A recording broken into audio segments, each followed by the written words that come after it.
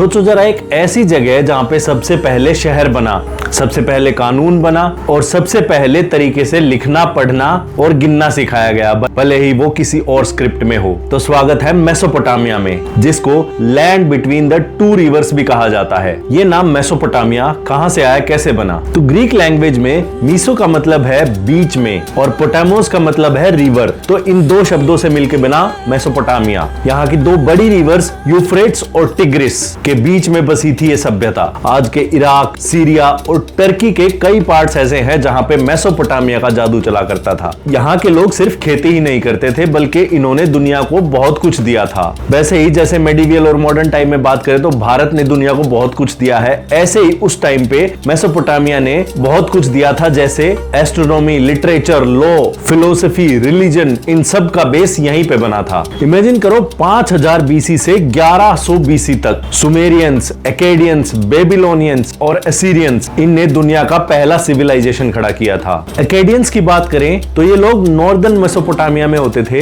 इनका लैंग्वेज वैसे तो शुरू में हिब्रू था, लेकिन बाद में अरेबिक तक भी पहुंचा था। इनका जो सबसे पावरफुल किंग था वो था सरगोन ऑफ अक्कड़। 2334 बीसी में इन्होंने ऐसी एम्पायर खड़ी करी कि जो 2154 बीसी तक चली। पर जैसे हर उड़ान को जमीन जरूर मिलती है, वैसे ही एकेडियंस भी इवेंचुअली गिर गए और तब आए असीरियंस। इनकी तलवारें ब्रॉन्ज और आयरन की होती थी और इन लोगों को एक्सपर्ट्स ऑफ सीज वॉरफेयर कहा जाता था। दीवारों को तोड़ना, गेट्स को गिराना और एनिमीज को भूखा रखना, इनको हर तरीका आता था। तिग्लट-पाइलेसर III ने रोड्स बनवाए ताकि जो इनकी आर्मीज है वो स्पीड से ट्रैवल कर सकें। और एक राजा जिनका नाम इतिहास में लिखा गया है, किंग अशुरबानीपाल, एक लॉयन को हंट करते हुए उनका रिलीफ अभी भी म्यूजियम में है। पावर, ब्रेवरी और स्ट्रेटजी सब कुछ था असीरियंस के पास। और यहाँ पे एक पावरफुल मिथिकल क्रिएचर भी होता था जिसका नाम था लामासू, एक ऐसी मूर्त जिसका फेस ह्यूमन का और बॉडी या तो लॉयन की या बुल की और पीछे विंग्स। इसको इतना पावरफुल माना जाता था कि इसकी मूर्त को दरवाजों पे लगाया जाता था